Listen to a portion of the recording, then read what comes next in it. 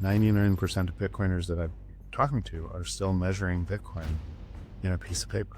They're watching for price to go up, and they're likely to get wiped out at some point because of that. You have to let go of all these lies that you've lived your whole life. All of it has to look like a pre-coup that's coming from you at a scale that is unimaginable. And don't trust verify. And once you know that, you are not stopping. If I get my people running nodes, spending in Bitcoin, and contributing to that network, nothing else matters. You just held a little bit of Bitcoin and did nothing else.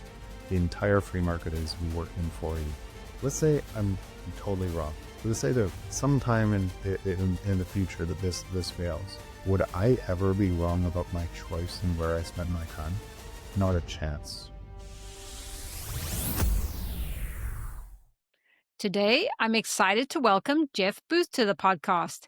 Jeff is general partner at Ego Death Capital, an entrepreneur, tech leader, and author of The Price of Tomorrow, Why Deflation is the Key to an Abundant Future. It's great to see you again, Jeff. You too. Really great to see you again, and congrats on all your success. Is this my third time on the podcast?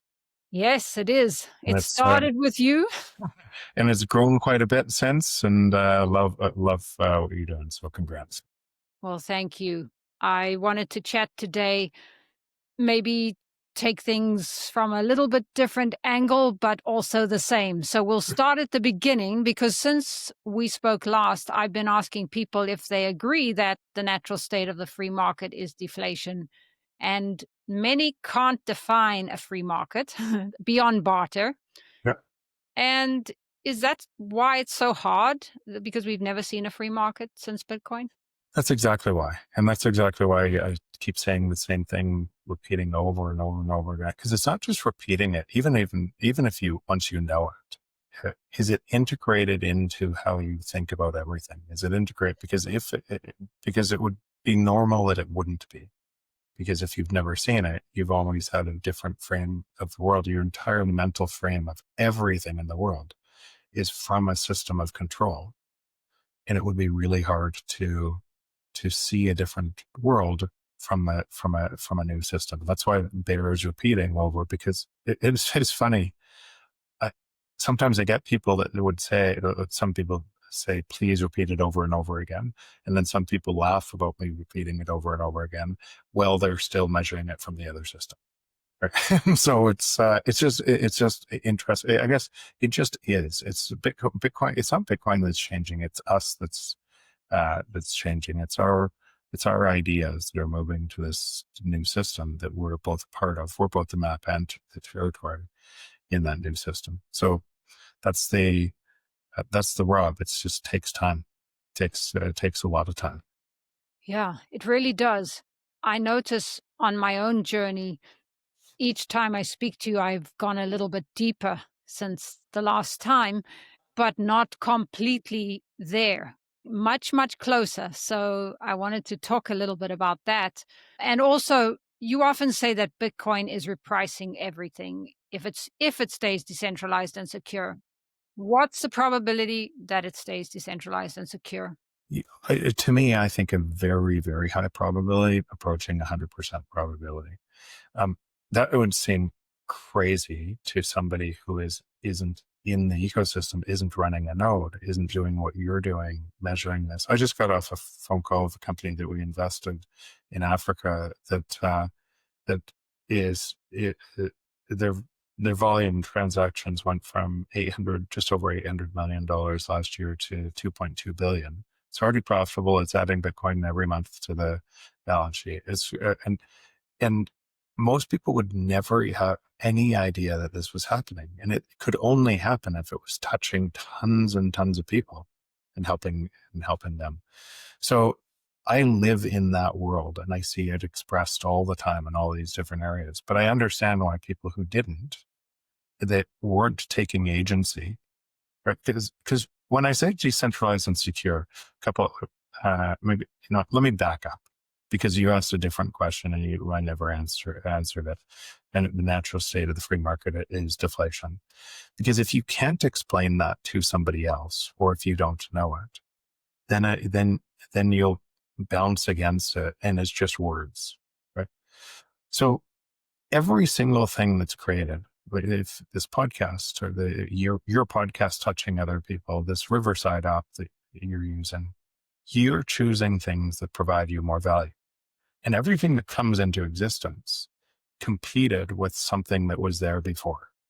So what does entrepreneurs do? Or what, instead of just entrepreneurs, whether you work for an entrepreneur, you're an entrepreneur, whether you're, every single company that's around has to compete more with what was there before. And we only use the things that give us more value than what was there before. And our minds, we don't know we change, right? We can't see.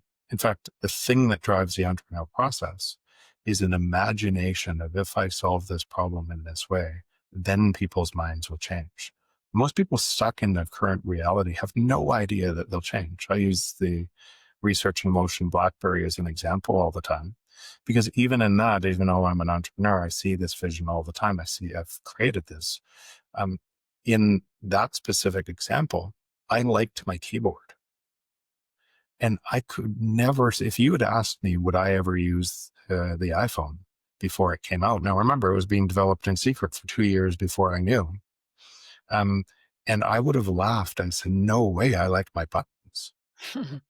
And then when something's put in front of me that gives me more value in a way that I didn't see, I used to have a phone with text, and then I had a computer device or computer in my hand that had all apps and all of these things for free, that was so much more than my comparison of what that was, that immediately when it was placed in my hands, I changed.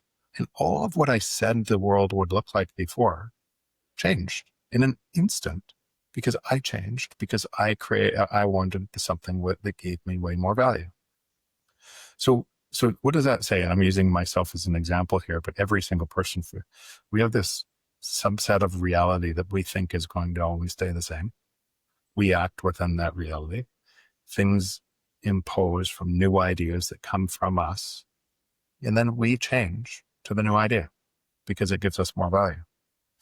The output of a static world and entrepreneurs competing against that static world to bring us more value, and us choosing more value, has to bring more value. It's so ridiculously simple. You could explain an economy to a 5-year-old. You have more ideas competing to provide value, and prices must fall as a faster and faster, and value has to increase exponentially, because all of those ideas have to compete to provide us value, and we only use the things that provide more value. That's the entirety of economics. There is no more economics, meaning every single thing you've heard that is something else is not economics. It's a control system. Now, if people don't want to hear they've been living in a lie their entire lives, they want to fight that, because what it means is they've been fooled. So they're hanging on to their all other biases. They're hanging on to that box of what it looks like before, and they can't get out of it. And they can get out of it. They just don't know they can get out of it. But it would be facing everything I knew about politics, about this, about the whole things. Was all inside that lie. It was all a derivative of that lie. All of the fights that I spent so much of my time building who I am in that system. It might feel like loss to move to something else, to admit something that was outside of your knowledge base. And if it felt like loss, you would want to hold on tight to what you previously know. So that's why it's so hard for people to face that. But it's like crazy simple. It's crazy simple. Now to your next question. Your next question, and why I say if it's decentralized and secure, I say that specifically for 2 reasons. Number one, so that I'm not looked at as promoting something that people aren't doing their own work. So what I want to do is, it's kind of the meme in Bitcoin, don't trust, verify. I want people to do their own work to discover the thing I discovered, and how much time that, and going down that path, it means you have agency. And you have agency, and as you understand how the consensus mechanism works, and you understand how your time works, you can move your agency to the new system, and you can be a part, you can be a node, you can do a podcast like you're doing, you can build more value in the first global free market that's ever existed. You have a choice which system you're giving to energy to. Every single person, 8 billion people on the planet, have that choice right now. They don't know they have that choice. And what is that and happening now? Now, if you ask every one of the questions that people fear about decentralization and security, just pick one. Let's pick governments will stop it. What are they saying? They're saying, I'm choosing to live in fear about a government stopping this instead of learning how I can take an agency to protect it. Let's take another one, quantum. Somebody else, some other technology is one day going to go up this, instead of I'm going to learn if that's a risk, what it is a risk, and actually be a participant in the network that forces me to learn to be able to protect this new protocol. So it's not a risk. It's not a risk at all once you know that, and you're joining forces with all of these other people who similarly know it and are going to protect this protocol because they know what you know. And so all of these things are really about giving our agency away, or giving through fear, coercion, control, and having somebody else controls me, which it would look like perfectly in a system that's always looked like that, versus us having agency and we create the world that we want. And so now to your question, why do I think it's such a high threshold that this will stay decentralized and secure? Because just knowing what I know, I get to choose my time and make sure it does. I get to build things. I get to join forces with a whole bunch of other brilliant minds, cypherpunks, everything else, many of them in privacy, and that are securing this network. They're constantly looking for any type of risk and fighting back against that. Now, we don't all agree on everything else. That's what a consensus mechanism would look like. But all sorts of brilliance, and I get to see the entire realm of possibility in that brilliance, and build to something that looks totally different. Now, to believe that couldn't bend reality into existence would have to say that this would get co-opted, would actually say, I don't matter, neither do all these people. And I know we do. And I watch what's happening. And I'm not, there's literally no fear, because Bitcoin it actually gets stronger and stronger the more it's attacked. Why? Because your control system is trying to attack it. And people are realizing that they have agency. It's never been about somebody else. And once you know that, you are not stopping. Yeah. That touches on a lot of things. And I'm going to tell you my side of it. You say that we create the world we want to see. And I can hear that bigger spiritual principle, you looking at the good in life and getting away from the fear-based system. I can hear that. I can also see a lot of people still are in fear. And I know fiat creates fear because we're always fighting inflation that we can't beat. I also hear that as I learn Bitcoin more, I put more of my time and energy into it. So I still have a little bit of fear of putting entirely all of it, because that's a lot of responsibility to hold myself. I was asked this by my dad, who just came down. He said that you're all in, like everything is all in. Do you ever feel any risk there? And my answer is, wouldn't I feel risk in giving any of my time to the other system if I knew it was based on a lie? Wouldn't that be the ultimate risk? Like, I can't believe I get to do this. Let's say I'm totally wrong. Let's say that this fails. Like, let's say the 0.1% sometime in the future that this fails. Would I ever be wrong about my choice and where I spent my time? Not a chance. Like, I cannot believe I get to do it. And by getting to do it, you actually increase the odds in protecting this network with every voice that does it. So you moved some of your time, then more of your time, then created a podcast. And because of doing that, now you've touched probably, I don't know how many people have tuned into your podcast and everything else, but you've touched a bunch of people and they're on their journey.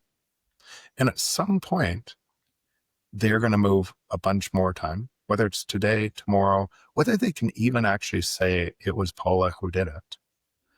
But they don't need to know, nor you need to know. You influence their time. And when it's their right time to be able to understand what to happen, they will also join your voice in this. So you're making the move. Other people will make the move. That's how the world changes. That's the way the world's always changed. We think something, it's for sure true. Go through back any time in history. Everybody thinks they know everything. Almost everything. The world's not going to change. Just the way it's going to look. And then leaders, and whether those were spiritual leaders, whether they were inventors or scientists or entrepreneurs, they change the fabric of reality with their ideas. And if those ideas resonate with us, we move. It's that simple. Always been that simple. And this is a huge idea that is imposing new reality on a whole bunch of brains that aren't ready for it. And that's why you say we're so early. It's insanely early. It's insanely early. The 99% of Bitcoiners that you're talking to are still measuring Bitcoin in a piece of paper. They're watching for price to go up, and they're likely to get wiped out at some point because of that. And then some of those same Bitcoiners are laughing at people who aren't Bitcoiners and calling them names. Well, they don't understand Bitcoin. Right? So it's a journey for all of us. And by the way, my own journey, maybe I didn't laugh at people on the way through, but my own journey, I at first measured in a piece of paper. It was a hedge against the other system collapse. So as you learn this more, it takes you deeper and deeper, and you have to let go. You kind of let go of a lie one finger at a time.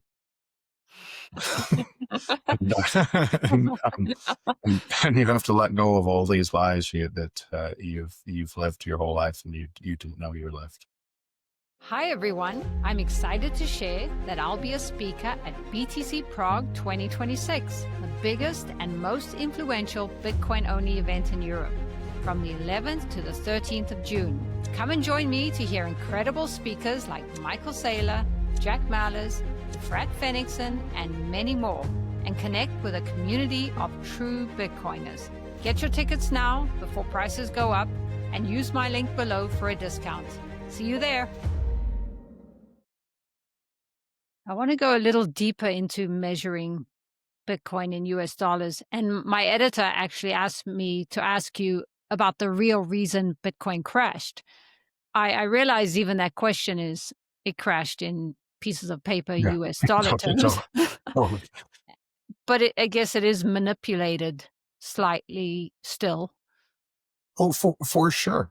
Like it's so every, let's go up a level, then we'll come down to that question. But if we just ask this question, if this thesis, two pieces, the natural state of the free market was deflation, and you had an open, decentralized, secure protocol bounded by energy that was imposing the first free market that ever existed. So those two things would force the if then this, right? would force the first free market that has ever existed.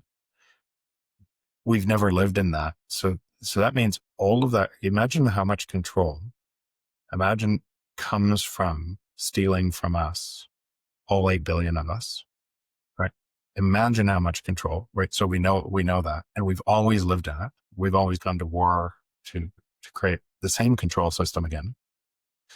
Imagine how many times we've been, what this looks like and what our participation in it looks like. Like, nobody is going to let the existing economy collapse. So they spend all their time talking about Epstein. They spend all their time talking about JP Morgan or all of these things. When you know it has to look like that. That's a feature of the system. And they'll spend countless hours researching, talking about this, yelling about this, then and knowing it happens all over the world, putting their head and saying, it can't be like this, knowing it, spending all the time in it. But it's a feature. It has to look like that. COVID, what it does, drug companies, what they do, all of it has to look like it because it's coming from you at a scale that is unimaginable. So now you have this new system imposing something that takes all of that away, removes the entire thing and frees you. You would have to expect, if most people didn't know what I just described, them to constantly get caught in that system. You'd have to expect that if you could, if people didn't know this was a protocol and they were trying to measure in fiat dollars, all of these scams of coins and scammers everywhere and new coins to kind of delude a public that has no idea what's happening because they're measuring from the control system. In other words, when I look out at the world and I look at kind of my thesis and what Bitcoin is imposing, everything makes perfect sense from both systems, like perfect sense. And I watch friends. What about more? And what about of course it looks like this. Wow. Of course it does. You're part of it. You're unusual, Jeff. I see what you're saying, but for me, I have to make myself not look at it. Yeah. Otherwise, I'll be part of it too. Yeah. So that's the thing. And at first, as you're learning this, you kind of go through this point and you get captured as well. Because what keeps the control system? Fear, coercion. There's a division. It has to be this person or you, and you think you're solving the problem from the same system. Is dividing you, and there is no way to solve that problem from that system. So at first, it's normal, I think, as you're learning this, as you're kind of releasing the bonds that bind you, to keep on getting caught. Especially, if it's really egregious, right? Then I'm going to really get caught, right? But it has to be really egregious. It has to get worse, because it's always been a control system. And so, and most people get caught over and over and over again, thinking that they're helping when it's really just feeding off their energy. So as you go through that process, as you get deeper and kind of the calm and everything else that it does, it's your energy. Just ask yourself a simple question. How much of you are you giving to which system? And then start to try to pull yourself out of news and pull yourself into what's building. Pull yourself into the beauty that's building. And as you spend more time in the beauty that's building, and you're already doing this, Paula, like I know you're doing this. I've been part of your adventure, right? Through this. And so as you're doing this, your life starts to change, right? You're starting to see it everywhere. You see these incredible builders, incredible people who cannot be bought, who will not be bought, right? And yes, a whole bunch of people will be bought, right? But you don't have to be one of them. You don't have to hang around people who are them. You don't have to pay them any attention. You just be. What about the idea, Jeff, that we can buy more sats when it goes lower? Yeah, well, so again, each person in that. So if you're really deep down rabbit hole, you'd say, no, I can't because I don't have any more. Right? I'm all in already. True. So you have to earn more sats, and you have to. The only way you can earn more sats is deliver more value to people. So if you're still somewhere along the path, which many people are, then yeah, you can buy more sats when a price goes down. Yeah, got it. You mentioned it, but many people believe that one political party or person is going to make a difference. Explain a little more why it won't. Yeah, and I want to be careful on that because somebody like Bukele did make a difference, and he paired going to Bitcoin, and then here's what I think actually happened in that. I think that I'm careful to say how I say this. There's been 3-letter agencies involved in Latin America and Africa in essentially choosing who's leading for as long as we've known. And all of the civil wars and such and the drugs and everything else come from that control system to create instability in a region where you need something that you keep them in check.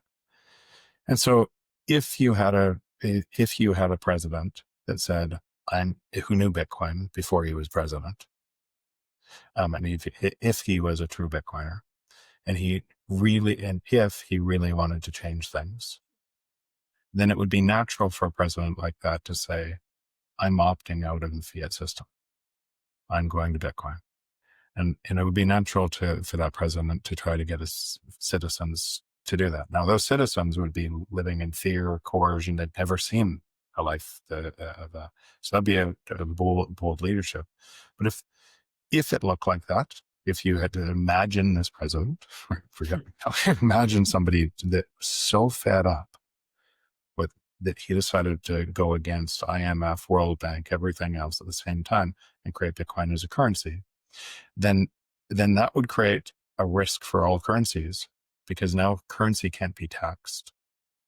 So the entire system would unwind really quickly if that was allowed to happen, even if it was a small country, because one country is saying it's a currency can't be taxed. So if that existed, and if you always had a control system that put in people in power and such, then you might expect that you could instigate a gang war to destabilize a president that might do that. I was there the day after the gang war. I was there and it was just because I had a speaking engagement at Bitcoin Beach. And so we had armed guards. It was crazy. It was nuts. But even in that terrible part of that time, there was still hope. There was a glint of hope, a glint of freedom, and everything else. And people around that, it was wild to watch. But what surprised me afterwards was the global coordinated media effort when he put everybody in jail of he's a dictator. It was every media outlet globally had the exact same mention. And then all the people were talking about the same thing. Now, having come back from El Salvador and watching this and then saying this, it was jarring. It was jarring to see how the world was reacting, that nobody cared about El Salvador before. All the crime, the murder capital of the world, all the crime, everything that happened, nobody cared about the citizens. And all of a sudden, global media seemed to care. And that seemed like a psyop to me. That seemed like we got flat-footed. We couldn't destabilize this president. He put everybody in jail. Now we have to destabilize him another way. That's what it felt like to me. And so can somebody make a difference? Yes, every single person can make a difference. Is it hard to make a difference in something that is so profound as Bitcoin? Yes, it takes bold, courageous leadership. And then the question is and I think it's a fair question, when he took the IMF money, did he go backwards? right? Did he, is this still Bitcoin country? Will he still protect it as Bitcoin country? And I went down to see him to essentially pose that question directly to him and see what he would say. And what I've found, what he said to me, he said, if I get my people running nodes, spending in Bitcoin, and contributing to that network, nothing else matters. And so to have somebody actually know that it's the agency of the people, and to try to train his people to spend money on education, to be able to do that very thing, not in a Achievable wallet, but in an open source and they have agency, means he couldn't be a dictator, because the power is moving to, in fact, if he continues that path, he would be a model, because what's happening in El Salvador now is remarkable. It's, and people are moving from that fear to hope to excitement. And my journey and being there 3 times, it's just staggering to see what's happening, how fast it's happening there, while other countries are going the exact opposite way. That's amazing to hear.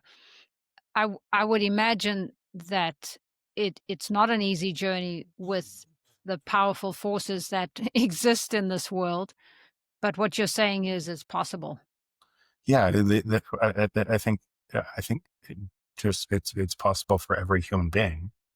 It just, you have to understand this, and then it takes courage to step out of what you know, what you think you know, to a new system, and then and what feels like fear, losing everything in this system. By moving over here, you don't know it until you make the jump, but it's actually not fear, it's opportunity and hope. I say this all the time on countless podcasts, but it's true for me too. I didn't know what this would give me.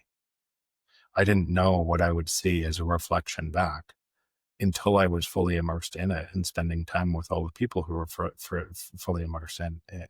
And if I could have seen what this was before, I would have moved way earlier. I hear you. So it's almost like it's a leap of faith at first, because I am considering next year leaving my fiat job. It's causing me a lot of stress, and it is related to the debt because I'm in real estate, and I feel for the people I work with, but it causes me so much stress, and I can just move over. So that's my goal next year. Nice. Nice. Yeah, but I can see how it's fearful, but I'm going. So it's interesting. And by the way, the free market isn't easy either. You have to compete with other people who provide value, and everybody competes to provide value. It's just, it's honest, it's fair, it's everything else. But if there was 99.9% of the planet didn't know this thing that you know, and you, and by being authentic and providing your genius and whatever to be able to help those 99.9% of people deeper understand theirs, wouldn't that create a crazy opportunity? Right? That's what entrepreneurs, the free market attacks what people think with something that's more true, that it can provide value. And when those people understand, it celebrates that. And so what you're doing is actually moving your time into this place where that time is the most valuable for you by touching other people. And if you do a good job of that, it has to be successful. It literally has to. What you're doing right now, and probably this is an interesting thing because I think a lot of other people in your similar situation will be stuck, and they see you as a successful podcaster, but they didn't know. Was I on your first one? You were my first big person. I before you were friends. You said big person is because I've been working out lately, and welcome to Miami. No, and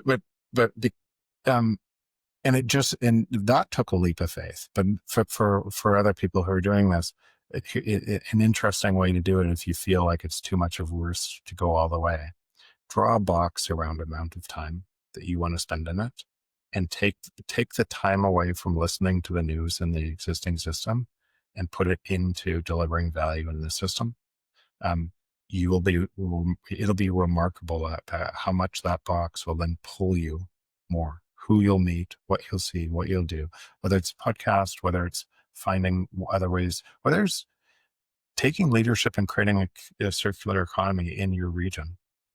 I've watched lots of people do this, and out of that, there's just this groundswell of other people who are similarly inclined.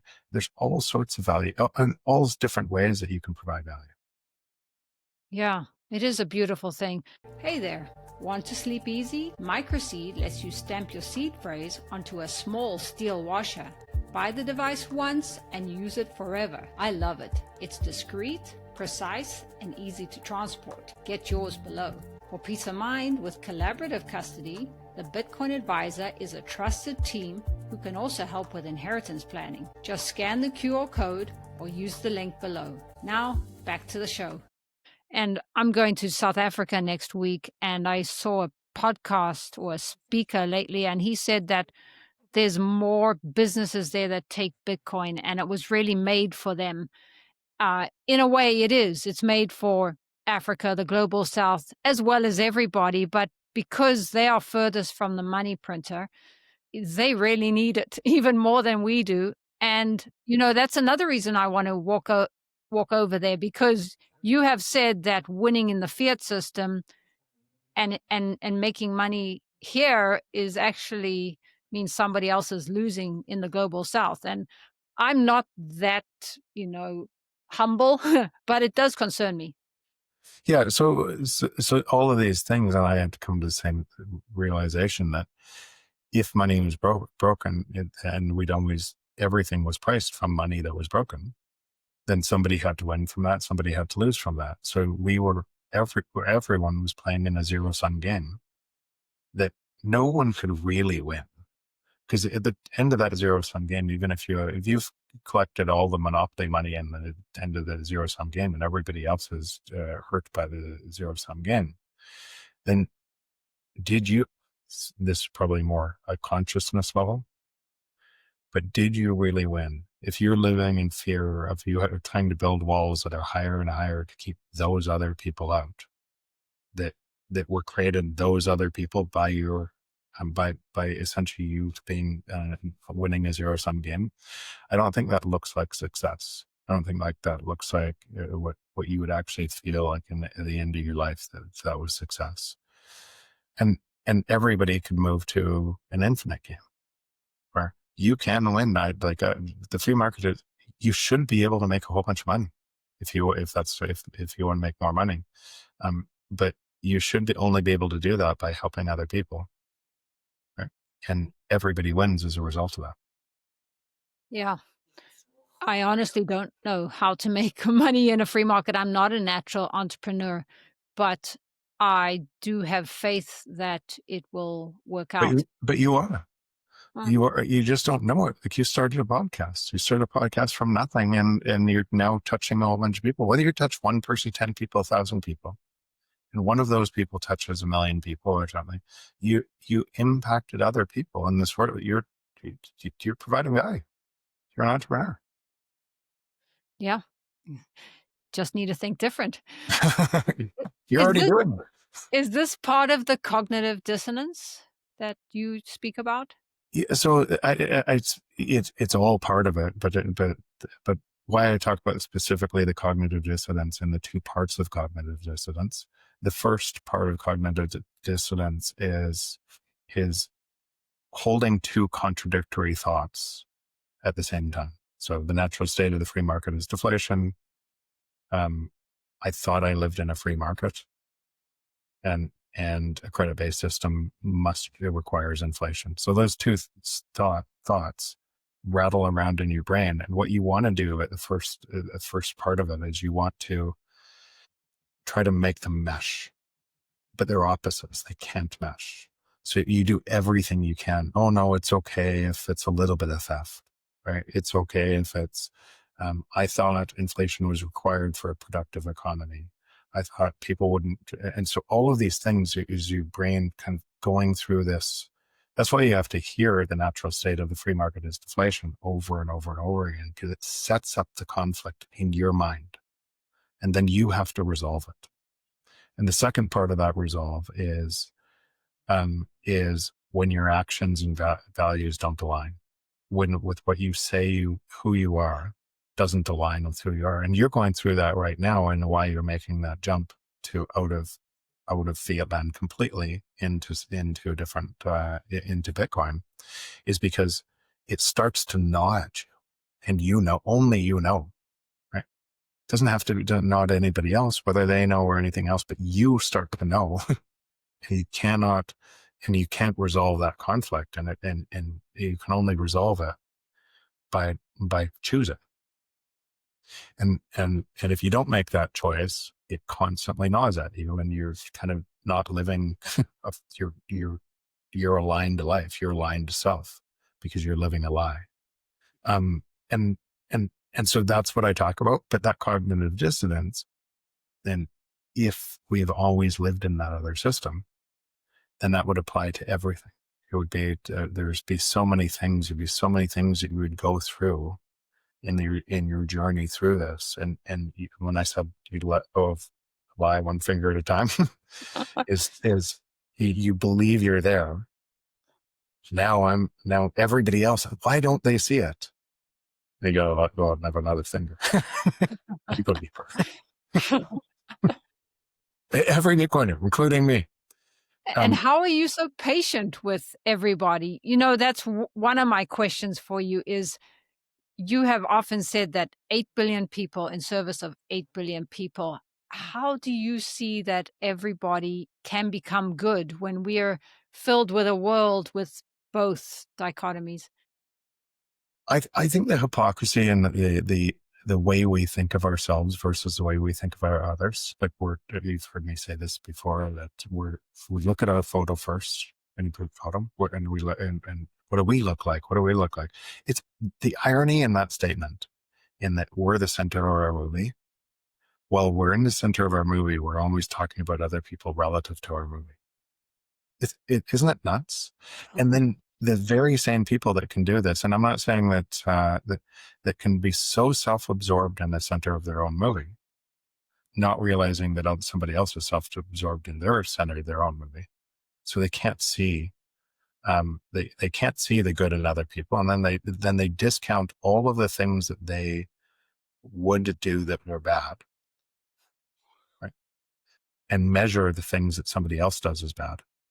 So we can't see it in ourselves, and I just think that's just a general principle. And what I found is when I saw this in everyone else, then I had to turn the mirror around and realize it has to be in me too. And then I use that reflection looking back at me that I didn't like to fix those things. And then from that spot, then you could see, because everybody else was doing the same thing, you could just let it just is. That's just the way they are. And each person has brilliance, genius, good. They also have many times the not so good part, but when you focus on the brilliance, when you focus on the genius, it tends to expand. Why would it tend to expand? Because people want to be seen by others as having skills that are unique too. When you focus on what they're terrible at and all of that, that tends to expand. And then your world is a reflection of what you see, not what somebody else says. It's what you see. You just let them be who they are. And so what you're saying is also fix the money, fix the world. As more of us come to the honest system, it's going to make us better people. Yeah, I think it has to. It's absolutely connected to consciousness. It's absolutely connected to us, because you're playing an infinite game where we all win. We win by the strength and the genius in other people. We don't have to take from them to win anymore. We would just win naturally in that free market. And so if you lived in a world that looked like that, and if you move deeper and deeper into Bitcoin. I'm not saying all Bitcoiners look like this today, but what I can say for sure is that more and more people, the deeper you are in this and the more you spend time, it feels spiritual, right? It feels as, because the deeper people understand that this truth network, they start changing, and their long-term aligned incentives are the same as your long-term aligned incentives. And you start to see the genius and how we are literally this fabric of reality that we create with all our little nodes of us creating that value or not, or taking value from somebody else. And we live in this together. What if it all serviced all of us? And that's not a big what if. It is, what I'm getting at is Bitcoin is imposing this. That is what it is. That is what it already looks like. It's going to extend as more and more people understand this. And it's the same thing why you're moving deeper into this. It's the same reason I moved deeper into this. Same reason why I know it is going to stay decentralized and secure. Because once you know that, you're never going back. Right? Yeah. So would you say that abundance is misunderstood? And Yeah, and it has to be misunderstood because the abundance that I'm talking about is abundance in everything. It's abundance. And I'm not saying that we won't have more problems to solve, that we won't see more opportunities, but all of those opportunities are ways to contribute value to society, to other people.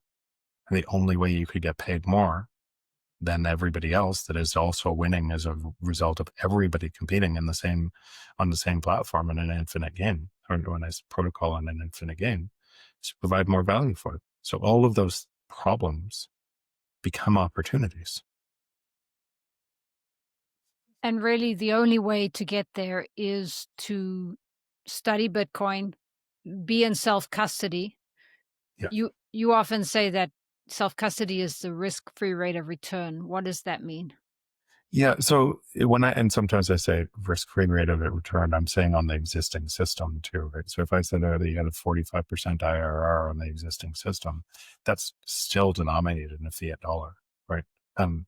The truth of, and this is, a lot of people get stuck here because they're measuring inflation from zero instead of what should happen in a free market, which means if you were just standing still, if you did nothing, you would get richer and richer every year. If you just held a little bit of Bitcoin and did nothing else, the entire free market is working for you. Everybody on the planet that's working Bitcoin is working for you. And so you just standing still, if you didn't have a job, you would get richer and richer and richer over time if you could hold that Bitcoin, because that productivity has to flow to you. Those productivity gains have to flow to you. So, but we've always lived with a fiat dollar risk rate, free rate, which let's call it the long bond rate. Let's call it 4.5%, and people would invest on top of a long bond and they would take more risk to get a higher return. But Bitcoin's rate of return over the last 16 years or any 4-year cycles, let's say it's 40%, right? But that means doing nothing, not investing, no extra risk at all, just holding.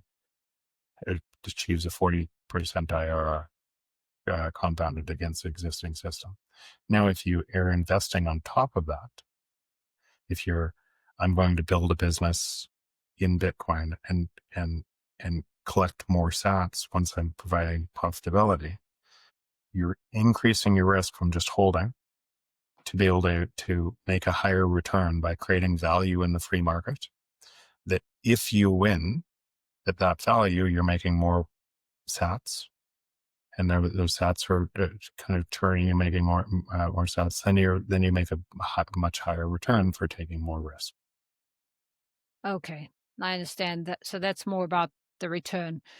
Just that made me think of Elon, and he often talks about fixing things from the current system that AI will fix. There'll be less poverty, there'll be less everything. Just briefly, what's Elon missing? Yeah, and I don't know if he's missing or if it's malicious or not. he comes across and doesn't sound malicious, but he it's hard to actually believe that that's the case, because he created PayPal and he knew how money worked, and then he bought Bitcoin on and I traded emails and texts back in that time that he thinks in first principles, and then to buy Bitcoin and Tesla, you would have to understand how it worked, right? If you were going to put your balance sheet in it, you'd have to have done a lot of work. And so then to go back on that other system and then talk about what he does now, I find could it be true that he doesn't connect the dots? Potentially. Is it likely that it's true that he hasn't connected the dots? Not likely. And that means that, remember, he just fought for $1 trillion pay package at the same time as saying money is not needed, right? It's you have a system of control over where AI is going and how it's manipulating minds and what people are doing inside that system, that they're getting caught more and more and more in believing that there's a king of the world like Elon that's helping them, that's extracting at a greater and greater. The capital he's coming extracts from the economy at that rate, because it's not a free market. Because if he had to compete in a free market and all prices were falling at that rate, he couldn't achieve that type of wealth and power that he has over. He could still, the more value he produced to society, he could still beat society, but everyone would win as a result, instead of somebody winning at that type of rate. So it's hard to believe that he doesn't understand it. He might still not understand it. He's welcome in time to understand it. But in the meantime, if you're holding Bitcoin, if you're continuing buying Bitcoin, you're repricing him too. Well, that's interesting. Yeah, but I would imagine that it's a very intoxicating world to be in. Well, so everybody tells you how great you are nonstop. You develop an AI system that insulates you from from people who wouldn't tell you you're great. You're constantly convincing them. Like, actually, ask Grok. Have you seen that? Yeah, about who is the best this? No. It'll say he's smarter than Einstein. It will say he's better basketball player than LeBron, right? Or indeed just recently. So you have this thing that you've built and you've actually helped create that is part of this sort of God complex, and you don't want to see something that doesn't match your reality and what you think, who you think you are in the world. And so that would be harsh. We talk about each person kind of losing their lie. If you live there in that, and you thought you're the best entrepreneur that ever lived, and this other thing said you've never lived in a free market and you're taking from other people, that'd be hard to deal with. Your own cognitive dissonance of that. You might just want to bury that over here. But just in our last couple seconds, or let's do a little bit. I know you're on Fedi, or I think you're on Fedi, FEDI. Go create a federation. Because now you can have privacy, privacy and communications, or I'll send you my link to you join mine. And it's going to be really important in this surveillance state that's coming, to have complete privacy in your communications and money. Yeah, I appreciate that, Jeff. So run Fedi, also run a node, and learn Bitcoin. You betcha. Thank you so much, Jeff. Thank you.